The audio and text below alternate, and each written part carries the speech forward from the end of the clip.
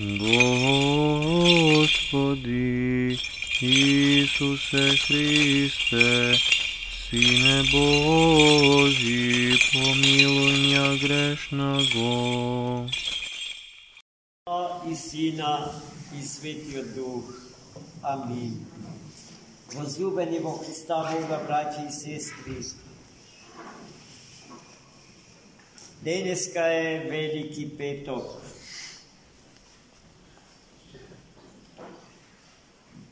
Безсомнежно, најтажниот ден во историјата на човештво.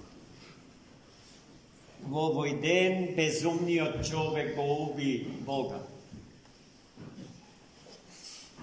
Тој кој што ја прими природата на човекот, за да ја избави од се што не ја припаѓа, а не ја припаѓа тоа што во неа го има, а не е од Бога создадено.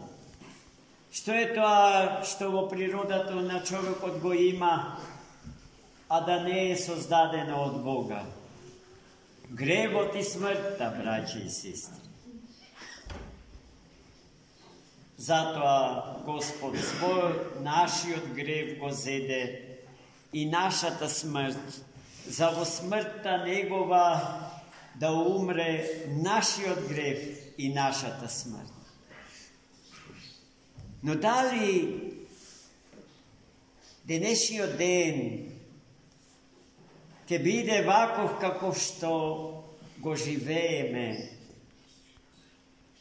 ако смртта Негова беше конечна, конечен епилог на Неговиот живот, последниот крај, крај на сите краишта, зад која што стои секогаш очајанието и безсмислено. Дали Христос ќе беше нешто подруго од што е Буда, Конфучије, Платон, Аристотел? Не секако. Тој ќе беше еден од нив, еден од големите мудреци што е роден по природен пат од утробата на мајката своја. Но зошто Христос не е еден од нив? И зошто Велики петок не е сепак најтажниот ден во историјата на светот и човештво? Затоа што, браќи и сестри, зад Неговата смрт стои вечниот и несмртен живот. Зад Неговата смрт, која што се е тага во срцата наши, зарад гревот, зарад кривицата што сите ние ја имаме, за Неговата смрт на крста.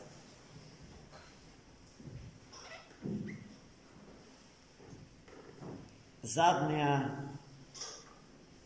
стои радоста. За таа тага стои радоста што произлегува од победата на животот над смрт.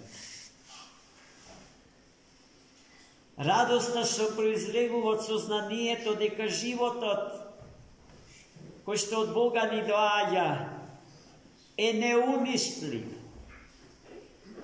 И во таа смисла несмртен. Затоа, возлюбени во Христа Бога, браќи и сестри, многу молитвени досетки, што се во секојдневен оптек во животот на Светата Црква Божја денеска конечно ни стануваат целосно јасни.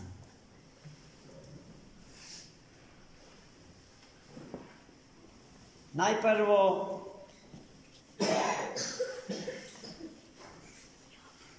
литургиската поента дека нема спасение без страдание. Потоа дека нема воскресение без смрт.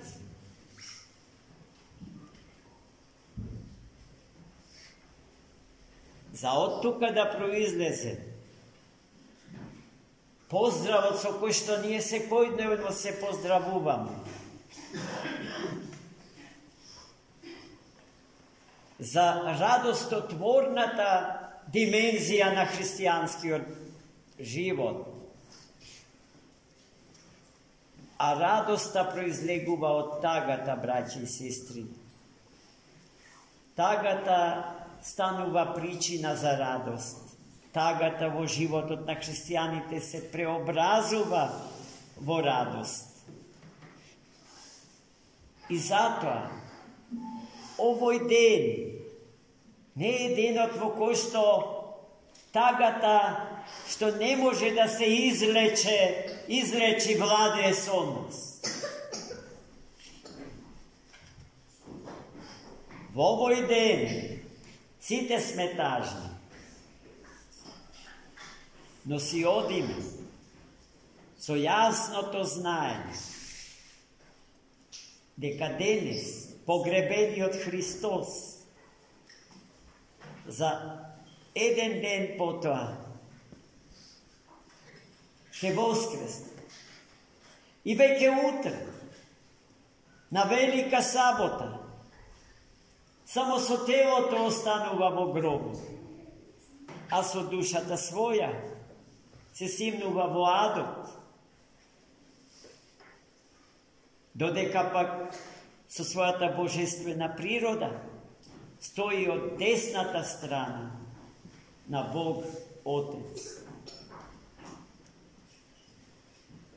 И гледајте, вистина е дека ниту портите на адот нема да му одолеат на Христа Господ.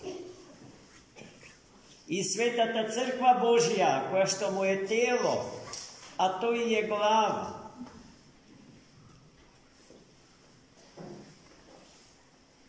како утре Христос слезен во адот,